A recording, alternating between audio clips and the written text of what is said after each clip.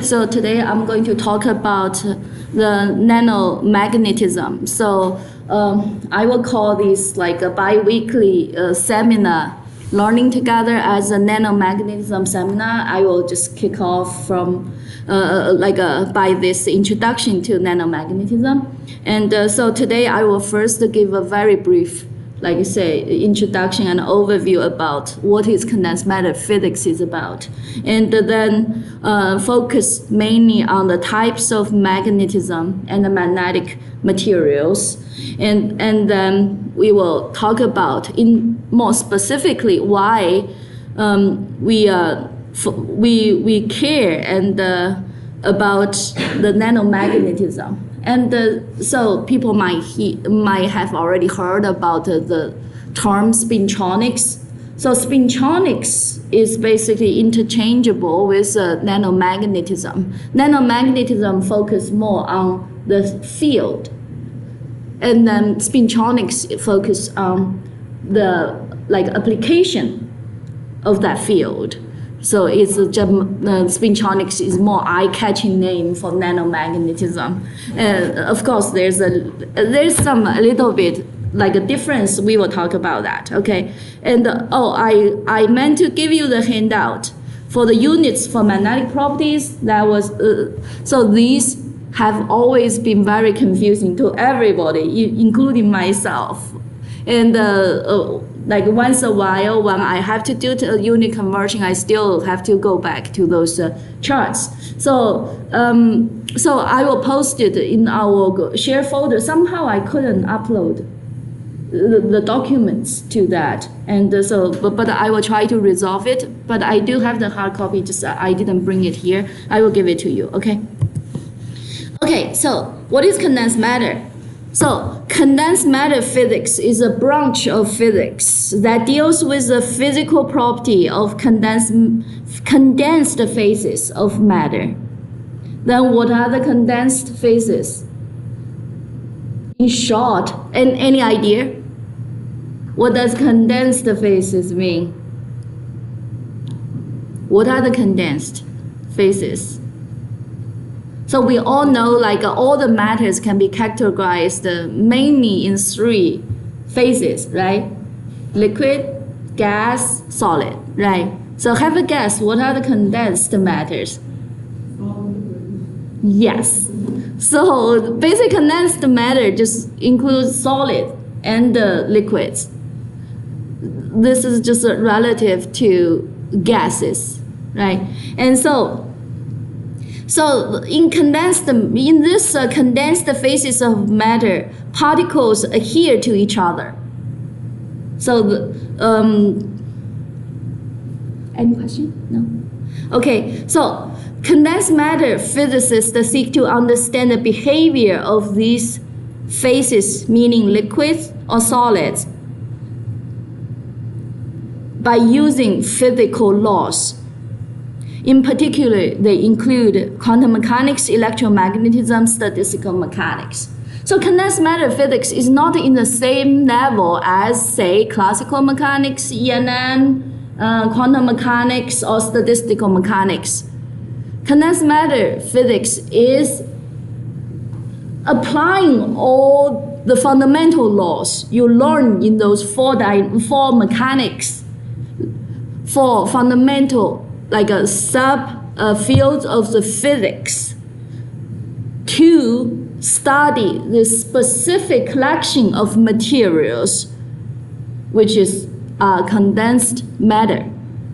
Okay, so basically, so usually if you look at on the physics curriculum, you will have the condensed matter physics having the prerequisite of all the other physics courses.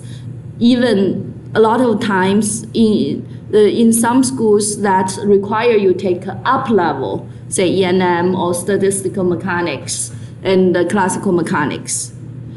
Okay, so this is in general what are condensed matter. So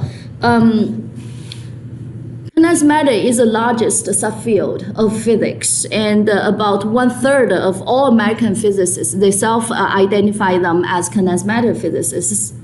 And so the March meeting, American Physical Society March meeting, is mainly for condensed matter physics. So it's very often like you have something like 10,000 attendance for that kind of meeting. So you can see the scale of this field.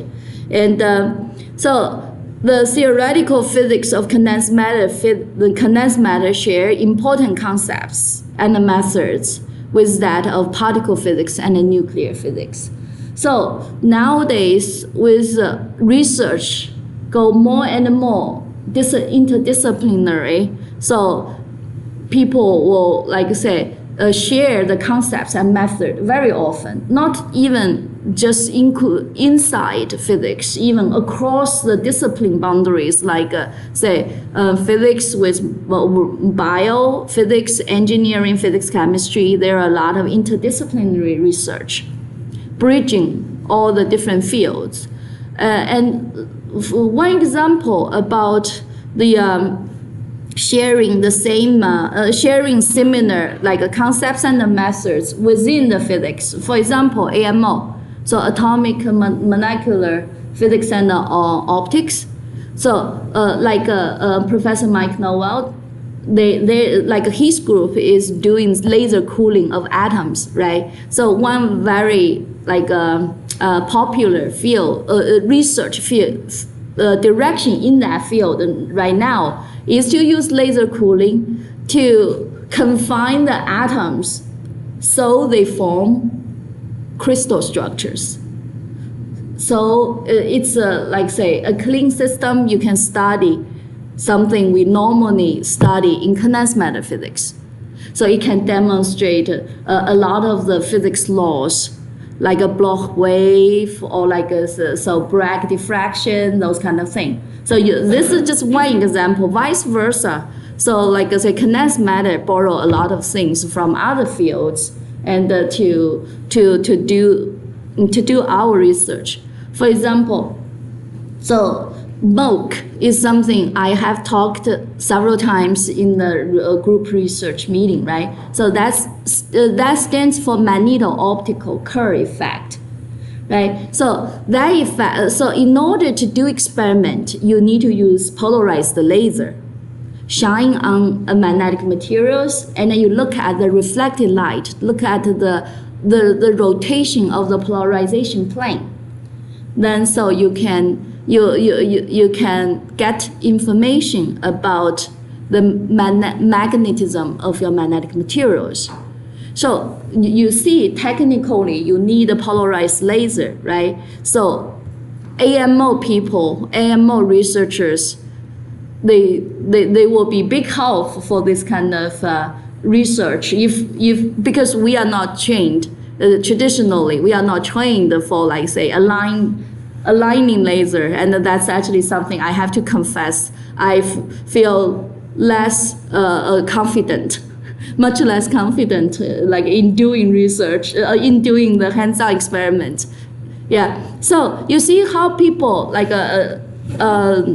collaborate can help. Okay.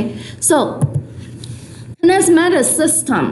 So this is a chart I grabbed from this website here. Okay, so condensed matter system can be mainly categorized into hard matter and soft matter. So a lot of times, condensed matter system, when people talk about condensed matter system, people mainly talking about more solids-like materials. So the example is here, right? So the hard matter, so it's a crystalline solids, like a silicon wafer you have seen in the lab, right? So those are crystalline solids. Right, so the salt you used in kitchen, right? You use it for cook. You eat every day. Salt, it's a crystalline solids, right? A lot of things around you are crystalline, right? So the semiconductor devices, the whole industry kind of based on the silicon-based electronics, right? So crystalline solids. So there are a bunch of concepts related to that. And then so there's a non-crystalline solids. So the non-crystalline solids here, so you have quasi-crystals, amorphous solids. An example of amorphous solids is glass. And also they have, it includes polymer solids. So polymer solids like a gas and a rubber. So rubber is used everywhere for your car, like the wheels, right? So then quasi-crystal, so those are it's not a crystal, but it has order. It has five-fold ordering. So next group meeting, and Andy will need a discussion about crystal structure and how to characterize crystal structures, and Andy can touch on that. Okay, here I'm not going to get into details. And so these are the hard matter. So basically hard matter is something like a silicon wafer you can hold on, right? So you can just use your hand to hold it. So soft matter is more like squishy things you can poke on, it can deform a little bit, right? So those like the colloid dispensions, so you can actually easily make that. So you just find some micron scale particles, you put it, mix it into some solvent. Like I say, you just disperse it into some solvent, then you have this milk-like thing. It's a colloid, so like I say, the dispersions, right? Colloid dispersion. And so polymer melts and the solutions, liquid crystals, those are all fall into soft matter. And your toothpaste you use every day is another example of soft matter. So our new hire, Lisa Chen, her research is focused on liquid crystals. Okay, so she is a soft condensed matter person, and I will categorize myself as a hard condensed matter person. Okay, so then the biomatters. For example, the MAE, the magneto-active elastomers, is actually a biomatter. It's a soft matter because hydrogel are the soft matter. So we mix like magnetic particles into that. It's still soft matter, right? So basically here give you a big picture about what kind of things we are talking about under the umbrella of condensed matter. Okay, so now let's get into magnetism. So our group mainly focused on nanomagnetic materials, right? So what are magnetic materials? So speaking of magnetic materials, you have to know the basics about magnetism. So types of magnetism. So in fact, all materials can be classified in terms of their magnetic behaviors into one of the 5 categories listed here, depending on their bulk magnetic susceptibility. We will talk about what is the magnetic susceptibility in the next slides. So here are the 5 categories: diamagnetic, paramagnetic, ferromagnetic, antiferromagnetic, and the ferrimagnetic. Okay, so diamagnetic and paramagnetic, a lot of times people considered just impractical use, or like in the layman language, people will consider these 2 materials as non-magnetic materials. Okay, and the magnetic, when we talk about magnetic materials, that's mainly referred to ferromagnetic, antiferromagnetic, and ferrimagnetic materials. In other words, these magnetic materials, they have spontaneous magnetic ordering. So whether a material has spontaneous magnetic ordering is a criterion you use to tell whether this material is magnetic or not. And be careful. Spontaneous magnetic ordering is different from atomic magnetic moment. Material that has atomic magnetic moment doesn't have to have like a spontaneous magnetic ordering.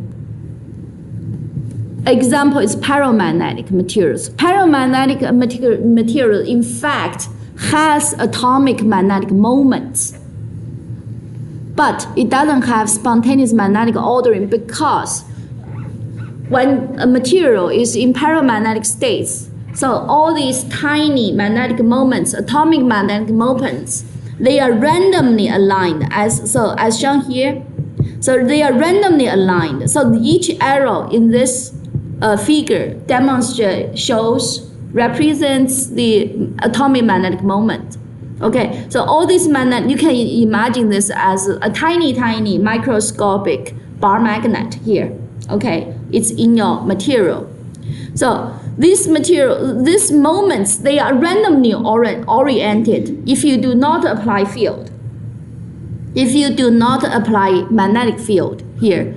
So at zero magnetic field, all these moments are randomly aligned. So you can imagine when you have a bulk of such materials, the overall magnetic moments, remember magnetic moments are vectors, right? So the vector sum of all these randomly oriented arrows will give you 0. So that's why as a bulk materials with this randomly oriented atomic moments, they are actually have 0 magnetic overall magnetic moment or magnetization. Okay, so this is paramagnetic. So paramagnetic materials do have atomic microscopic magnetic moment, but it doesn't have spontaneous magnetic ordering. So what does magnetic ordering mean? Magnetic ordering means just without applying external magnetic field to force them, these moments will be aligned in some way. If it's ferromagnetic, they will be aligned in the same direction. If the adjacent moments, they are aligned in the same direction, they are ferromagnetic materials. If they are aligned in opposite direction, parallel but in opposite direction, they are antiferromagnetic. If you have two subsets of the moments, they are anti-parallel aligned, but each set, the moment magnitude is different, so they cannot perfectly cancel out. Then such a magnetic material is called ferrimagnetic materials. The most common example for ferrite is the iron oxides. The iron oxides, so it is one of the cheapest magnetic material, right? So people used to make bar magnet in the past, and also so in ancient time, the ancient Greeks first discovered the phenomena of magnetism or magnetic materials because they see some of the rocks they call lodestone, and they can attract small iron filings. So this is how 4,000 years not 4,000 before Christ, right? So yeah, it's about 4,000 years ago, ancient Greeks and also Chinese, they discovered this from the ferrite, the iron oxides. That's actually a ferrite magnetic materials. So it has two sets of the Fe2O3 is one set of it, and then FeO, iron oxides. So iron oxides is Fe is iron 2, oxygen 3. And then iron oxygen 1, 2, 1. They are two subsets. And the one has larger moment. The overall material has net moment. Okay, so this give you example. And so ferromagnetic material, for example, iron, cobalt, nickel, those like say elements. So the materials, those metal made of one atoms, those are the ferromagnetic materials. Antiferromagnetic materials, for example, cobalt oxide. Okay, so I give you several examples already. And then so we talked about the 4 of them. Then let's go back to see the diamagnetic materials and the diamagnetism. So here we wanted to distinguish magnetism and from the magnetic materials. Okay, diamagnetism exists in all materials. Any materials in the nature, any materials existing have diamagnetism. Diamagnetism coming from the Nance's law. The one electron is moving, and then so when you apply a field, so due to Nance's law, and the electron will generate a magnetic field which opposes the applied field. So in this way, any material with electrons, in response to external magnetic field, they will have induced magnetic field. The induced magnetic field will oppose the applied external magnetic field. So this phenomenon is called diamagnetism. You know, everything is made of electrons, right? So everything includes electrons. Of course, it's not just electrons, it has more, but everything has electrons, right? So as long as you have electrons, you have diamagnetism. But all the other magnetism, like paramagnetism, ferromagnetism, antiferromagnetism, or ferrimagnetism, they are much larger effect, magnetic effect. If you measure the magnetic moments of the materials, if your material has any of the other 4, it will cover the diamagnetism. The diamagnetism, it's there, but you are not going to be able to see it because the order of magnitude of the diamagnetism is several orders of magnitude smaller than the other magnetisms. Okay, so this is something which could be confusing. Is diamagnetism exists in every materials, in all materials, but only diamagnetic materials will demonstrate diamagnetism. And the diamagnetic materials are materials which don't have atomic moments, which don't have the atomic magnetic moments, which don't show any of the other 4 magnetism. Okay?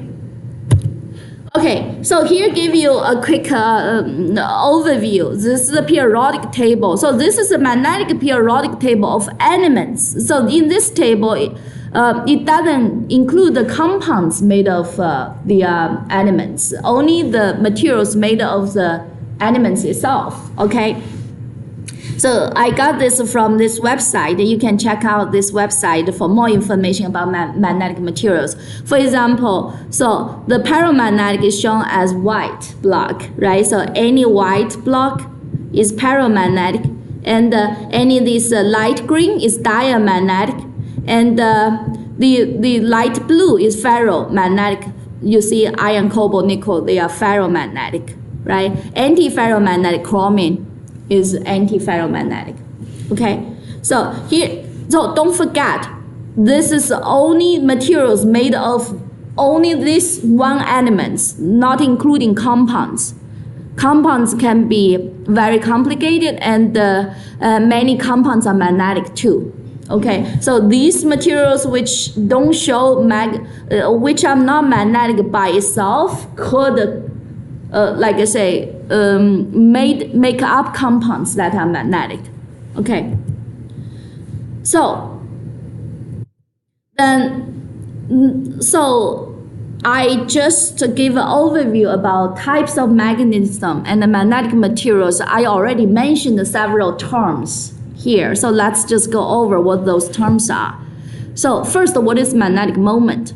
If you have already taken intro E&M, you should have already seen this before. Okay, magnetic moment, sometimes you see a small m, okay, not capitalized M. You have to be very careful about this. It has to be small letter m, or mu, okay, Greek letter mu. And so first, it's a vector. That's why I use bolded font here, okay. So magnetic moment is a vector.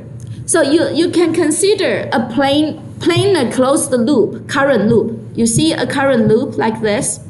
When you have a current loop, the loop carry electric current I, and it has a vector area S. So it has area S as shown in the light blue here. What does a vector area mean? So vector area is just a vector defined with the magnitude as the area you calculated, enclosed by this loop, and the direction is following your right hand rule. You use the 4 fingers of your right hand curl around your current direction. Your thumb shows the direction of the area vector. Okay, so that's a S. And then so the magnetic moment is defined as the current times the area actor, every vector S. So this is just by definition. You should have already seen this definition in your intro E&M. And if not, and you open up any intro E&M course, the textbook, you should be able to see this. So this is the principle, like a basic definition of magnetic moment. So the unit for M is, so because you can work out your unit. Current has the unit ampere, right? Area is meter square in SI unit, so it's M meter per meter square. So in CGS units, it's called EMU. When you read a lot of literature written by American scientists, American physicists, physicists, usually they use EMU for the magnetic moment. That's from CGS unit. For the chart I'm going to provide you, you will see how to convert from SI unit to CGS unit or vice versa through that chart, okay? So then what is magnetization? So magnetization is big M. Okay, very careful. Magnetization is big M. You cannot just randomly write a big letter or small letter in this case for magnetism. Big M means magnetization. Small m means magnetic moment. So magnetization is defined as magnetic moment per unit volume. Sometimes it's defined as magnetic moment per unit mass or per atom. Anyway, so it's not the overall moments. It's the moments per unit. That unit can be different, can be unit volume, can be unit mass, can be just unit atom, right? Can be the atom as unit. So it usually depends on temperature T and applied magnetic field, H.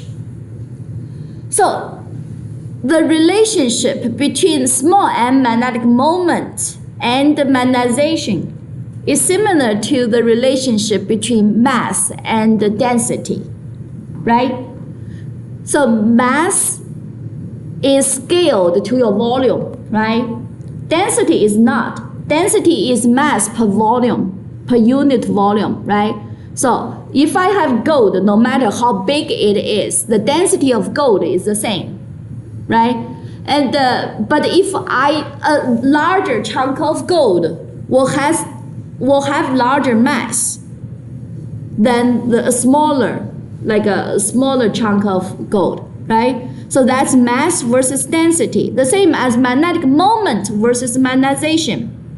For a certain magnetic materials, magnetization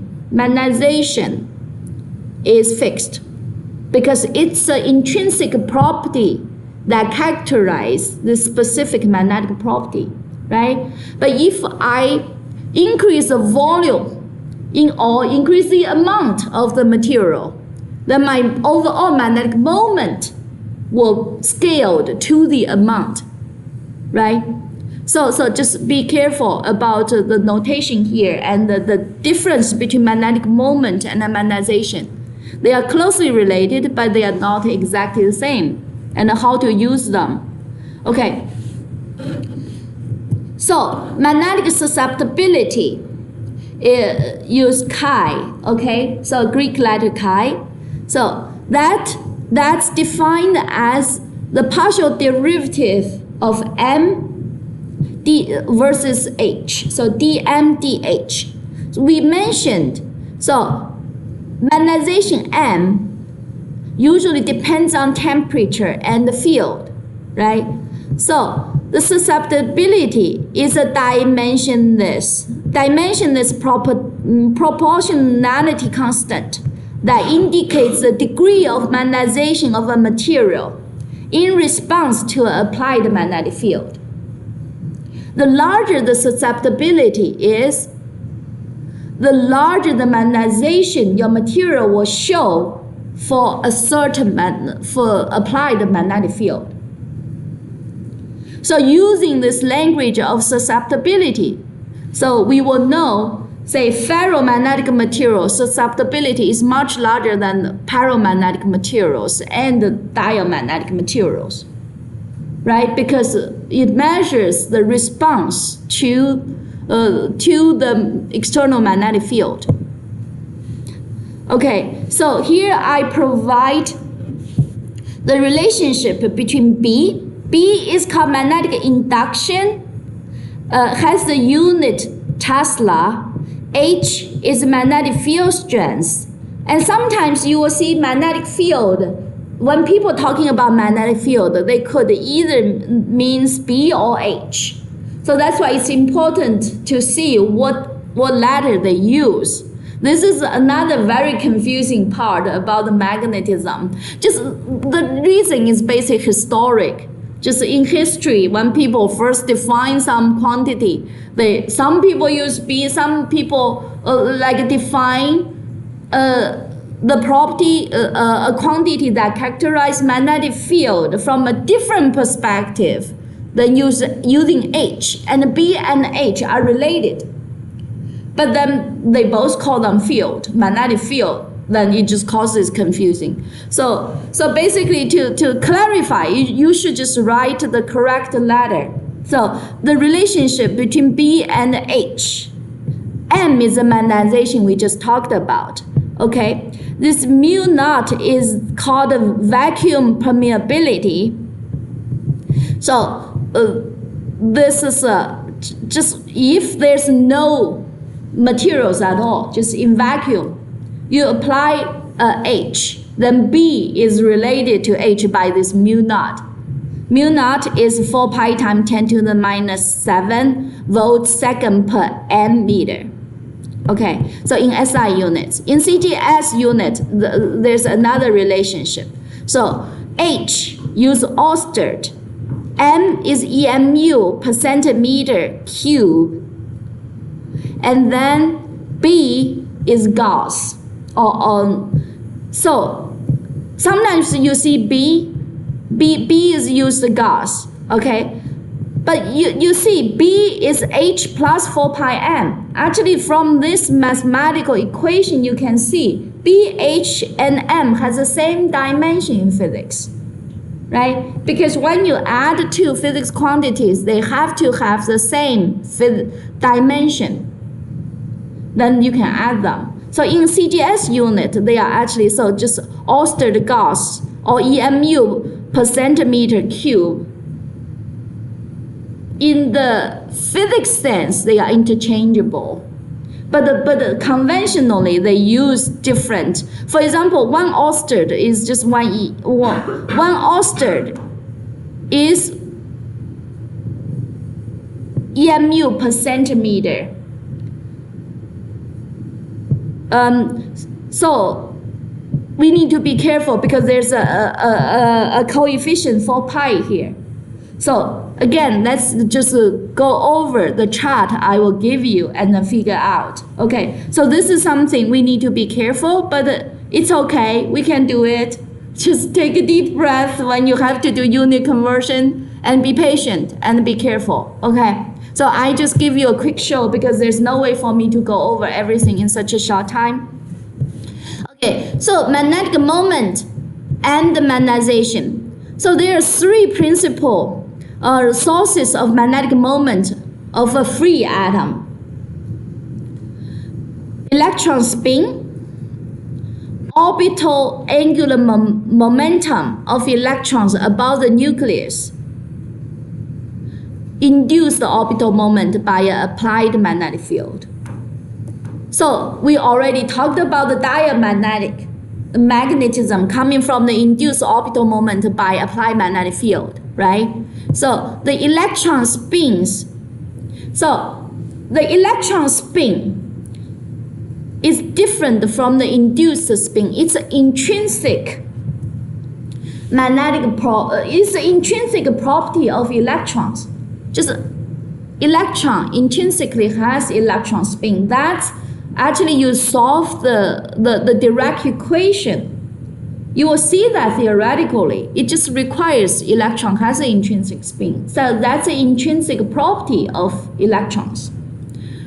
Okay, so they have spin up or spin down, right? So it could be spin up or spin down.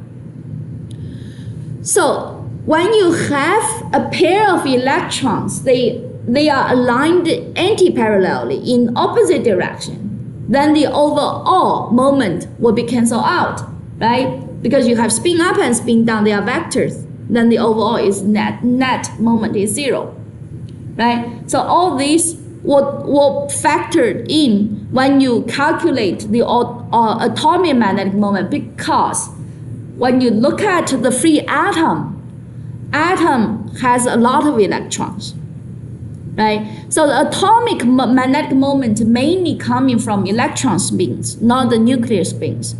So if you have some basic knowledge about particle physics, you will know a lot of particles have spins.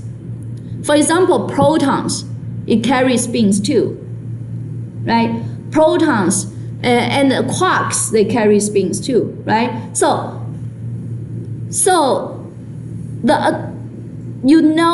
atoms made of electrons. Electrons are orbiting the nucleus. At the center, the nucleus is made of protons and neutrons, right? So they all have spins. But the atomic magnetic moments mainly come from electron spins, because the nuclear spins is at least 3 orders of magnitude smaller than the electron spins. That's why when you look at the overall, it's like you add 1 meter to 1 kilometer. You are not going to see that 1 meter contribution, right? So the atomic magnetic moment mainly coming from the electron spins. And the electrons are orbiting the nucleus, right? So then due to the orbital angular momentum, due to the motion, the orbiting motion, and then it has orbital magnetic moment. So the atomic magnetic moment coming from both the intrinsic electron spins and the orbital magnetic moment. And then, so if you apply, so this magnetic moment doesn't rely on external field, right? No matter whether I apply external magnetic field or not, the atoms will have if the atoms fulfill some criteria, which you can learn in more details. Basically, if the shell has unpaired electrons, then you have an atomic magnetic moment. If you have a field shell, the outermost shell is completely filled. In other words, all the electrons are paired as a pair oppositely in opposite direction, then they all cancel out. they don't have atomic magnetic moment. Diamagnetic materials, so atoms with all-filled electron shells have zero spin, means electron spins, and have zero orbital moment, therefore no atomic magnetic moment. For example, hydrogen atom. Not hydrogen atom, not helium atom, okay? So a helium atom, the ground state is 1s2. You have 2 electrons, right? So the 2 electrons are paired in opposite direction. They cancel out. And then atomic magnetic moments are associated with unfilled shells. The shells means electron shells, okay? So for example, hydrogen atom, not a hydrogen molecule. Hydrogen molecule is H2, right? Hydrogen molecules, you have paired up electrons, and then you have zero net spins. That's why in this periodic table we saw before, you see hydrogen here is listed as diamagnetic because we are not talking about the atom. We are talking about the materials made of the atom. But hydrogen will exist in hydrogen gas, which is H2. Okay, so distinguish that from hydrogen atom here. So the hydrogen atom only have 1 electrons. So it has non-zero electron spins, but 0 orbital moment because it's a S state. So I know like this can be confusing. So if you wanted to figure out S and L, and you should check Hund's rules. Okay, so Andy can help you point you to one chapter of Kittel book. And so I think we should have one copy downstairs, right? Yeah, if not, I can find a copy for you guys. You can read about how you can calculate the atomic magnetic moment.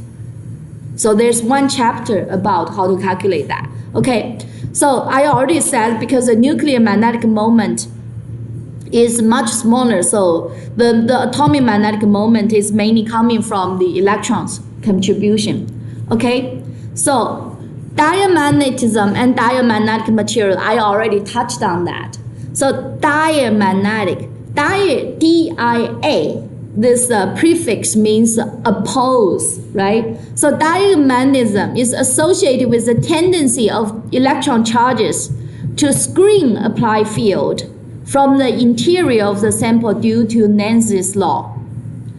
So diamagnetism is a property of all materials, and the chi is always negative because of Nancy's law.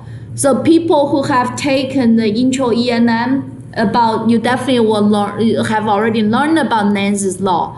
If not, you can open a book to have a like say on this quick understanding about Nancy's law. You know, like a mathematical sign for the magnetic induction, you have a minus sign. That minus sign comes from Nancy's law, and the same is a minus sign from the diamagnetism. So if you measure the magnetization as a function of temperature, we can use a VSM like a magnetometer to measure this, right? Of course, our VSM is only room temperature. If you can change the temperature of your sample, you can measure this curve. A lot of VSM can do. Okay, so if you measure the magnetization, the temperature dependence on magnetization is a straight line. There's no temperature dependence, meaning at 300 K room temperature or at 5 K, the magnetization is the same for diamagnetic materials. And also it's negative. That means if you apply magnetic field, then the induced magnetization is negative. Negative means the magnetization, induced moment is in the opposite direction compared to your magnetic field direction. And one fantastic example is superconductor. Superconductor is a perfect diamagnet. So that means the susceptibility is -1 in CGS unit. 4 pi, -4 pi in CGS unit and -1 in SI unit. Okay, so you might have seen this demo. Just you have a diamagnetic materials underneath here. So this black thing is a superconductor. Then sorry. So this black one is a superconductor, and this cube is a which one? This is a small magnet. Okay, this cube is a small magnet. When you cool down this superconductor, so it's in its superconducting state, and this magnetic cube will be repelled because of the diamagnetic property of the superconductor. It will repel the external field coming from this permanent magnet here. Okay, so that's a demo. You just Google superconductor demo, superconducting levitation. You will definitely see this kind of demo. We can easily do it in the lab, and if you are interested, we can do it later in the summer. I can easily show you this. Okay, so so here give you a list of diamagnetic materials. Okay, so I need to go quick. So this is actually experimental data taken by our own students in 331 at the Advanced Experimental Physics course several years ago. Xi Ranxu is actually emeritus, so she's working at Argonne this summer. Okay, and so this is silicon wafer. Okay, silicon wafer, you see the field dependence. Okay, when you apply field and you measure the magnetic moment, then the slope is a straight line, and the slope is negative. Remember, the susceptibility chi is defined at dmdh, right? So it's negative, right? So this is a characteristic behavior of diamagnetic materials. So for paramagnetic materials and paramagnetism, so we already talked about basically these materials have atomic permanent magnetic moment. Just if you look into each individual atoms in this material, they do have magnetic moment. But this magnetic moment in zero magnetic field, just if you do not apply magnetic field, they will randomly aligned, so the overall moments will be zero. But if you apply magnetic field, when you apply magnetic field, your moments will rotate by the interaction between the field and your moment, right? So then it will rotate towards the field direction. So then it will be aligned. Then your net, you can see the vector sum of these materials at in field won't be zero. You will have magnetic moment, net magnetic moment in applied magnetic field. So this is a field dependence curve at different temperatures. Okay, so as you increase field, then your magnetic moment will point in the same direction of the field and will increase as the field increases. So it's not you gain more atomic moments. The atomic moments is fixed. That's determined by your atom property, atomic property, right? But when you increase your magnetic field, more and more these spins are aligned in the field direction. That's why the net moment, overall, the vector sum of these moments will increase. Okay, so if you look at the temperature dependence of the magnetization, it will be this 1/x. So that's a Curie law. Okay, we will talk about that. Like you can check it out. Here I just mentioned this, and here it shows you several examples for paramagnetic material. For example, metal aluminum. Your aluminum foil is actually paramagnetic. Okay, and oxygen gas, and some other things. Okay, so then let's move on to the magnetic materials. We already talked about magnetic materials, including 3 types: ferromagnetic materials, antiferromagnetic materials, and ferrite. And the difference I already talked about.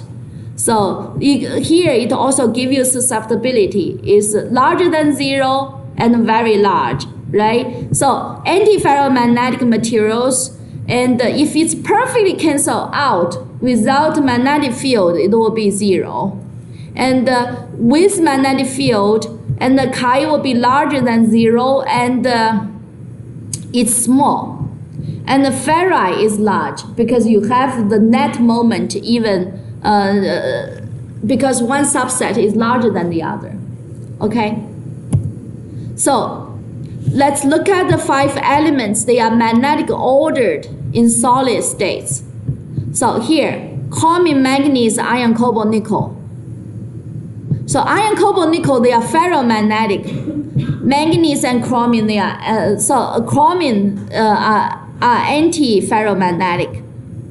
So here you can check. So oxygen, you can check, okay, what solid oxygen is. Check it out. Okay. So here for F, it also have magnetic ordered. And here I wanted to talk,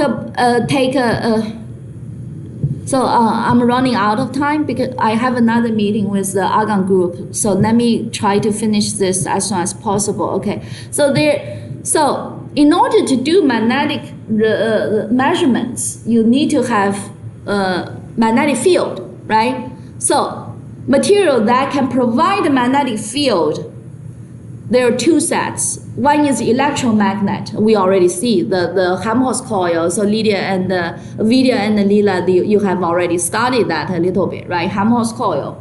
And then another type is permanent magnets. You guys see that button-like thing, right? So I also task you guys to study that. So here give you the 4 types of permanent magnets commercially available today. So I will provide the slides, and also there will be this video uploaded later. But then you can check it out. Okay, check out all the 4, because when you design your magnets, you need to know what are the possible candidates for your materials.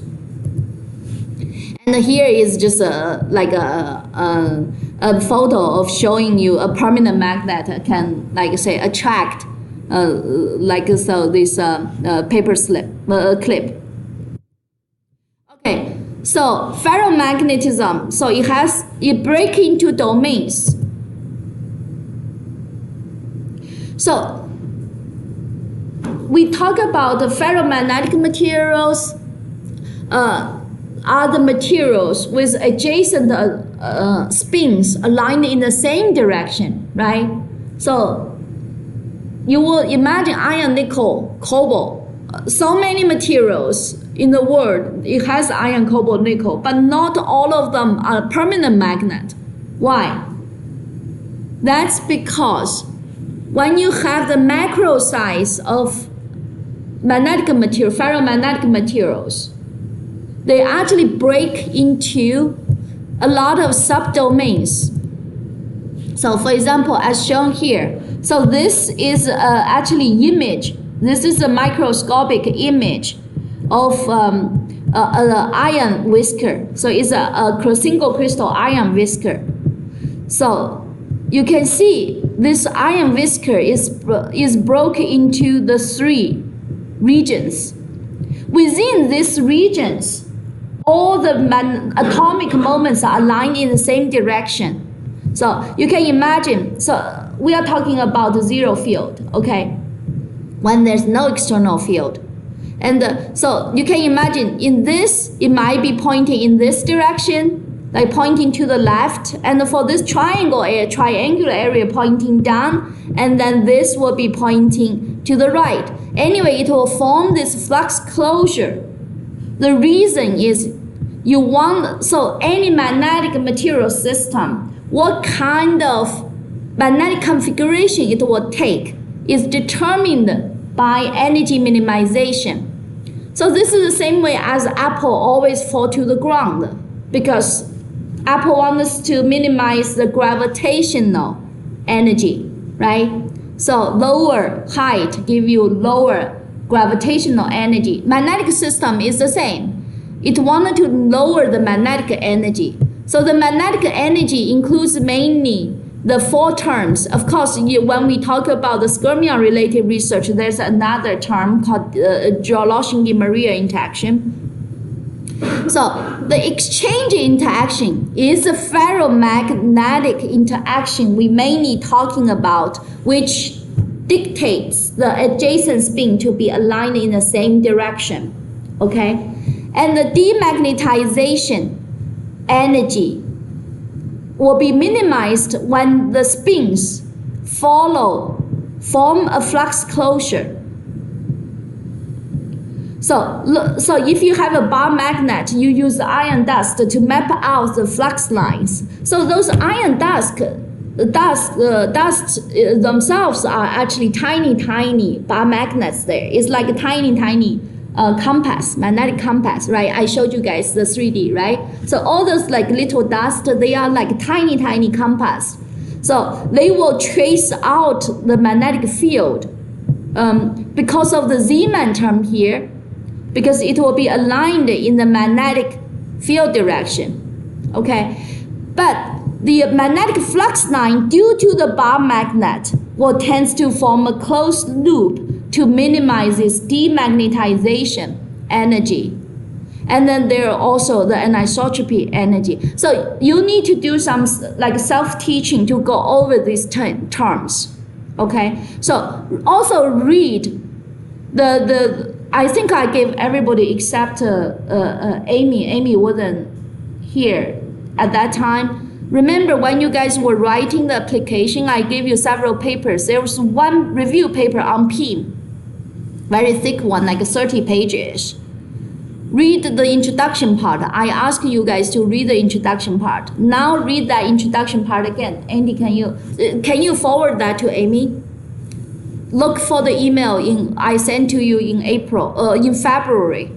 So every two of you definitely got that email, okay? So forward it to Amy. And you can, if you can find that, it's a review paper on nanomagnetism. Basically, what I said on this slides is all in that introduction section of that paper I wrote like a long time ago. Okay, yeah. So because of the energy minimization, the magnetic energy minimization, so within the magnetic materials, it actually broke into many, like say, small regions, micron-sized regions. And within each regions, all the spins align in the same direction, but overall, all these different regions will point in different direction. That's why when you do not apply magnetic field, most of the magnetic materials, they don't show magnetic property. They don't show magnetization, don't show huge magnetization. But if you apply a little bit magnetic field, and these the spins will be aligned in the same direction. They will magnify the external magnetic field hugely. Okay, that's why when I said when you design the electromagnet, you wanted to put an iron core. Iron core is this magnetic materials, right? So without the magnetic field generated by the coil, so it breaks into many domains. So overall, it doesn't show huge straight field. But when you apply the magnetic field using the electromagnet, the coil, then it will just align the spins inside this iron core in the same direction as your magnetic field direction. Then the overall magnetic field generated by this will be huge, will be much larger, several orders magnitude larger than the just pure electron coil, the coils. Okay, so here is a typical field dependence of the ferromagnets. We call that hysteresis loop. And so I'm not going to have time to talk about it.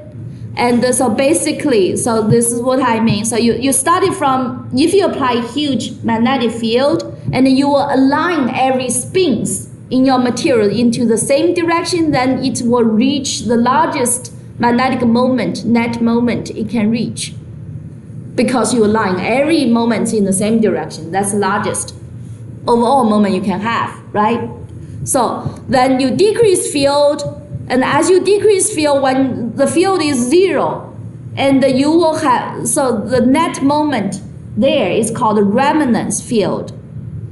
To distinguish paramagnetic materials and ferromagnetic materials is whether you have remanence. So paramagnetic materials, if your external field is zero, right, all the moments will be completely randomized, resulting in zero net moment. But for ferromagnetic material, because it still have the magnetic ordering without magnetic field, so it will more or less show magnetization, show the remanence magnetic moment here. Okay, so and also it will take, if you further decrease field, you already get to zero. Further decrease just means you increase field in the opposite direction. You will increase field to a certain value, then you can make the net moment, overall net moment, to be zero. That field, we call that coercivity. So characteristic property of ferromagnetic materials is you have this hysteresis loop. Hysteresis means just if you go decrease the field and go back, they do not repeat itself. Instead, they form this kind of loop. This loop has a remanence and it has a coercivity. Coercivity is the magnetic field that takes to reverse the magnetization from positive to negative. Okay, so these are the terms you need to know in order to conduct magnetism-related research. So here, and then I'm going to skip the temperature dependence. Let's touch on a little bit. So temperature, I will skip this. And so basically, you can use Curie-Weiss law to describe the high temperature part of the ferromagnetism.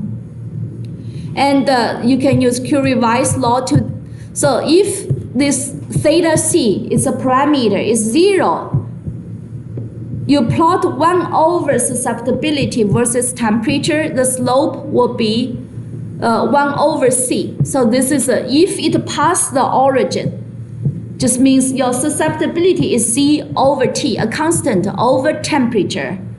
Then you have paramagnetism, okay?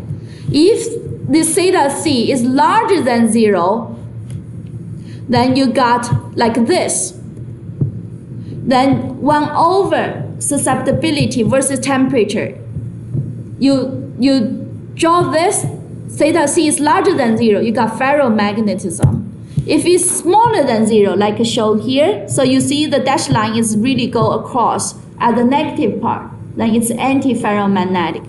So here I'm just basically give you a concept. I do not have time to go into detail. So you need to understand, you need to remember Curie-Weiss law describe the paramagnetic states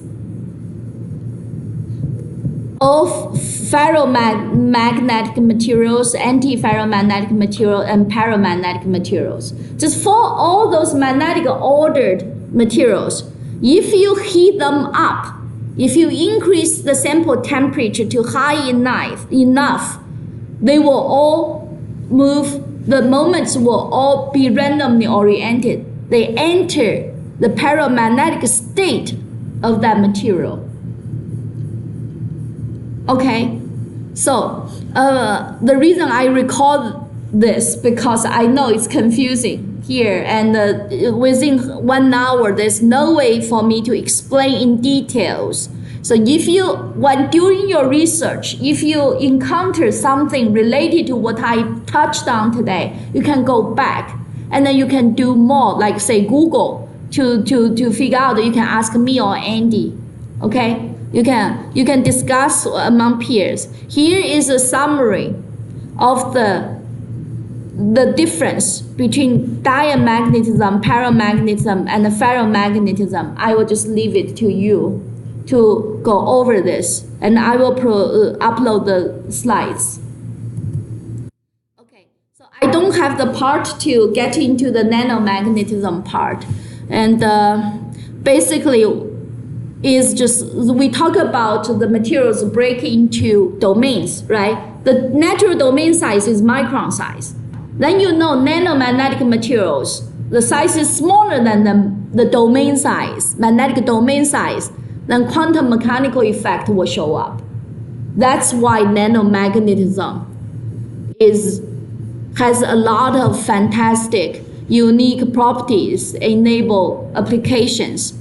So Nobel Prize 2007 is related to that. You can Google, okay? Google giant magnetoresistance to read about it. That can be a homework, okay? So for example, magnetic vortex is related to the dimension, just when your size go to the nano regime. And then, so you will have the magnetic vortex state. And this is, again, is determined by the magnetic energy minimization of these terms.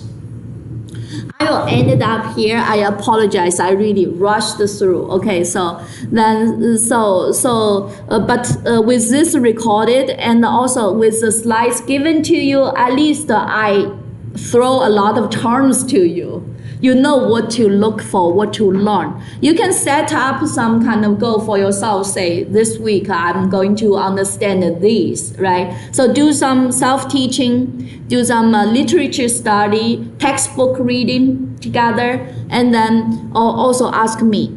And the blog, the weekly blog is a place you can ask me questions. I can point you to different papers to answer the questions you have. Okay? Yeah, so let's end.